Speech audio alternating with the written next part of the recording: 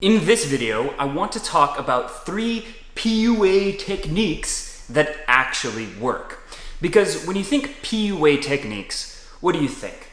You think people doing these cringy, weird, forced, manipulative things to try to make someone like them. You think of things like nagging a girl by telling her, "Your shirt, it's a little too blue," or peacocking, dressing in this weird, like Harry Potter goggles and over-the-top clothing that makes you look like you live in your mother's basement.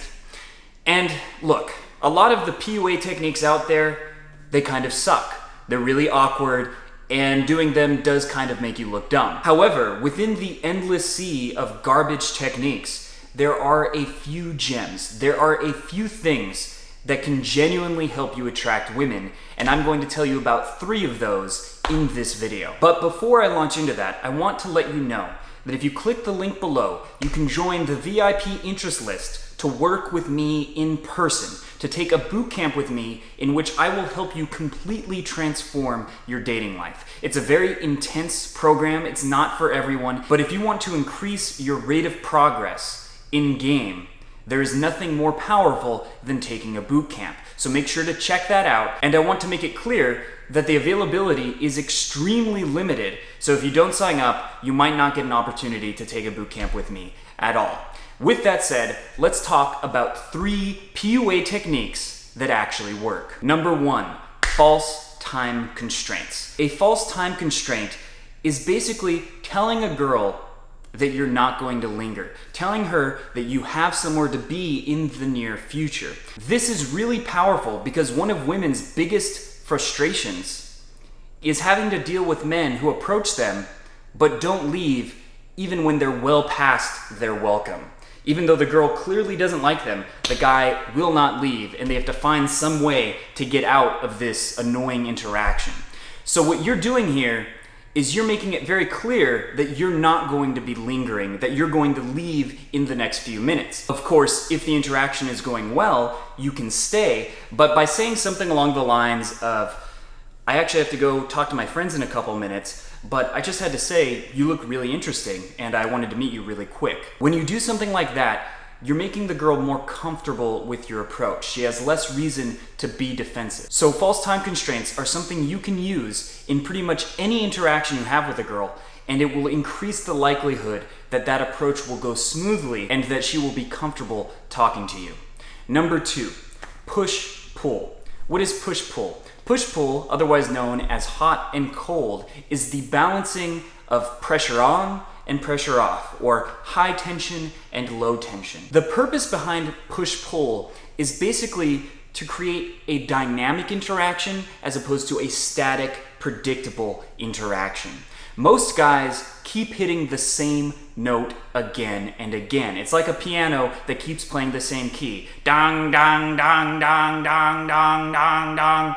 Maybe I should keep doing that until like it's Family Guy. Dong, dong. It becomes very annoying very quickly when a guy keeps hitting the same notes. So most guys are constantly nice, constantly agreeable, constantly friendly, and it becomes very boring quickly.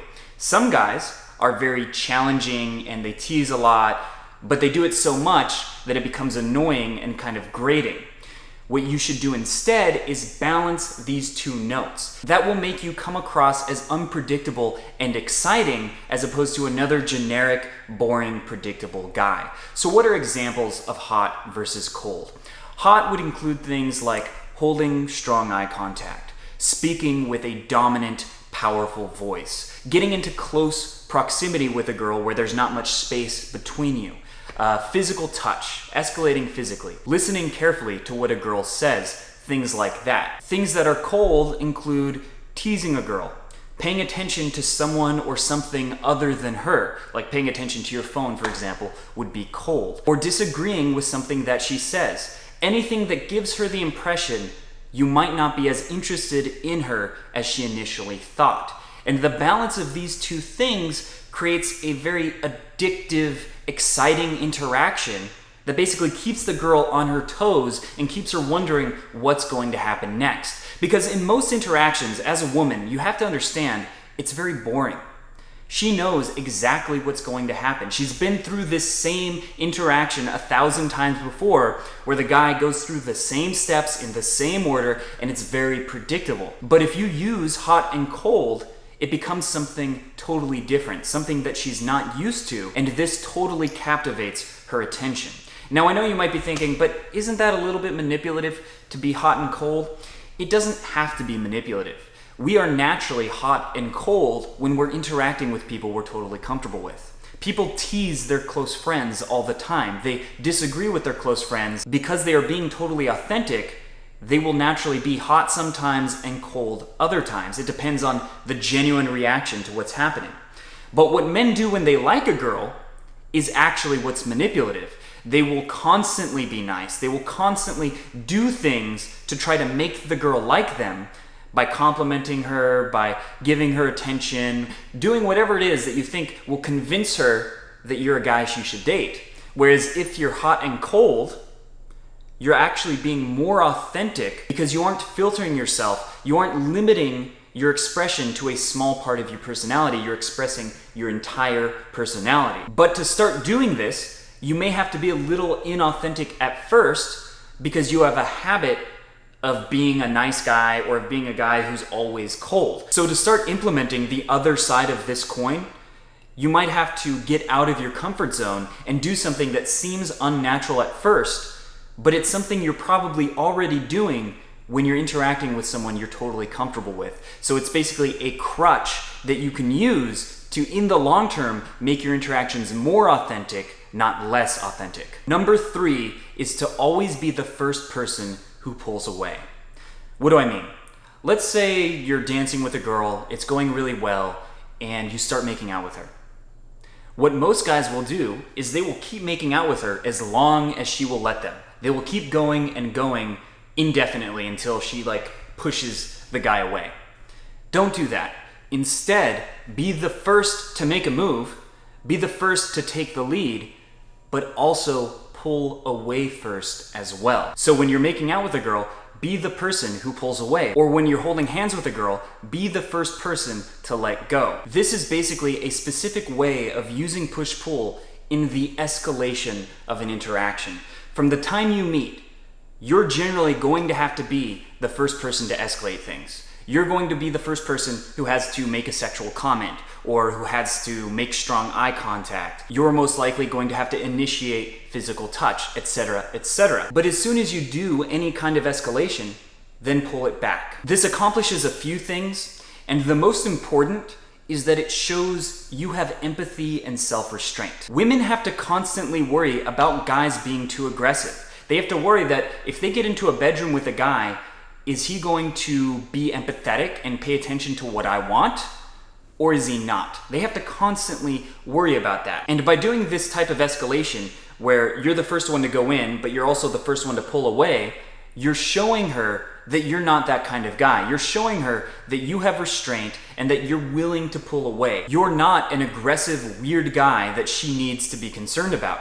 Of course, this does apply when a girl really is uncomfortable and she is pulling away. Of course, that's another time when you should pull away and show restraint.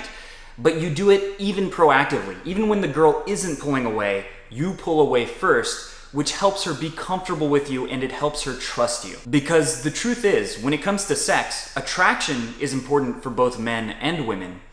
But comfort is very important for women in a way that men don't even think about. Women have a lot of risks that they're taking if they decide to go home with a guy. Men are much physically stronger than women, and women have the risk of also getting pregnant, so they have to know that they can trust a guy before they sleep with him.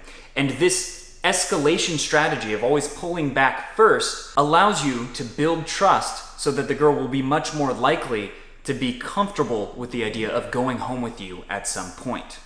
So those are 3 PUA techniques that can actually help you get success with women. PUA techniques get a bad rap, and partly that's deserved. A lot of them are, they're super cringy, but there are a few good ones. With that said, I hope you enjoyed the video. If you did, make sure to subscribe to the channel and hit the bell button, because if you don't hit the bell button, you won't be notified when I release a new video.